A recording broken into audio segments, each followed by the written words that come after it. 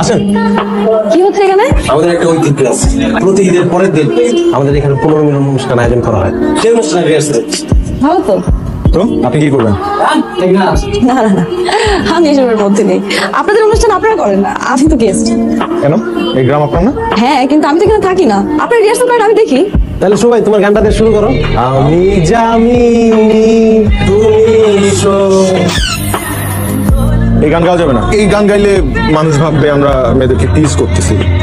আমি জামিনী তুমি শশী হে উঠলো গগন মা। হ্যালো, এদিকে আসুন। আমাকে বলছেন? জি, গান দিয়ে কাউকে টিস করা অনেক খ্যাত আর ব্যাক তোমরা কিছু ট্রাই করেন না? মানে আপনি আমাকে টন্ট করছেন কেন? কোন কি ভাই? আমি আপনাকে টন্ট কখন করলাম?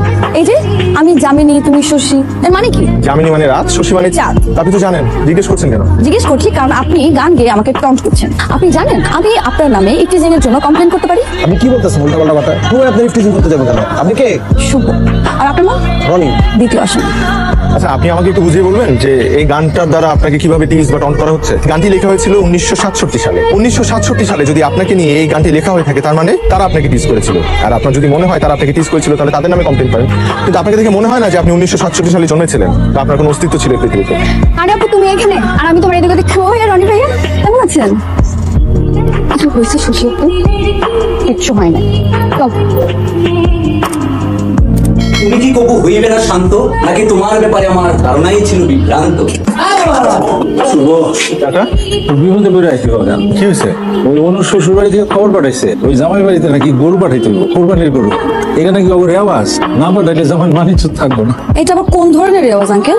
ও মা গো, তুমি তো সব জানো বাজা, তোমার শাশির শরীর ভালো না, বছর পর বছর বেচারি বিস্তার পড়ে রয়েছে, তার চিকিৎসা করাইতে করাইতে তো আমি নিঃস্ব।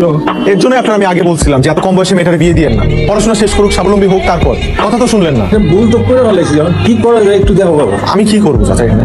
বড় আশা করে আইসি শুভ। আশ্চর্য চাচা, আপনি আমারই বলতেছেন এভাবে। আমার তো কিছু করার নাই, আপনি যান। ঠিক আছে, আপনি কিছু করলেন না কেন? কি করবো? মানে ক্লাব থেকে কিছু একটা করতেন। ক্লাবে কি শুধু নাচ গান আর অনুষ্ঠান করলেই চলবে? হ্যাঁ, যেটা জানেন না সেটা নিয়ে কথা বলবেন না।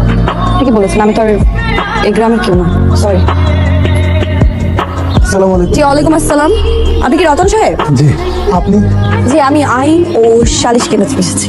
আপনার সাথে আমার অনেক জরুরি কথা বলার আছে। বলেন। বিশ্বাস করেন আপা, এই ব্যাপারে আমার কোনো দোষ নেই, সব আমার আব্বার ইচ্ছা। আমি কিন্তু অনুকে অনেক ভালোবাসি।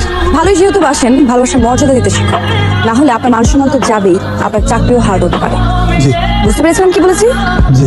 গুড। ও হ্যাঁ, আরেকটা কথা, আমি যে আপনার সাথে দেখা করেছি এই বিষয়ে আপনার পরিবারে যদি একটা মানুষও জানতে না পারে। না আপা, আপনি যা বলছেন আমি তাই করবো, কাউকে বলবো না কিছু। কথাটা যাতে মনে থাকে। তাড়াতাড়ি চলেন, না হলে কিন্তু ধরা পড়ে যাবো। চলেন যাই। ধন্যবাদ। আরে আপনি আমাকে কেন ধন্যবাদ দিচ্ছেন? ধন্যবাদ তো আপনার প্রাপ্য। আপনি তো আমাকে আইডিয়া দিলেন, আমি জাস্ট অ্যাক্টিং করলাম। হ্যাঁ, কিন্তু অভিনয়টা তো দুর্দান্ত হয়েছে।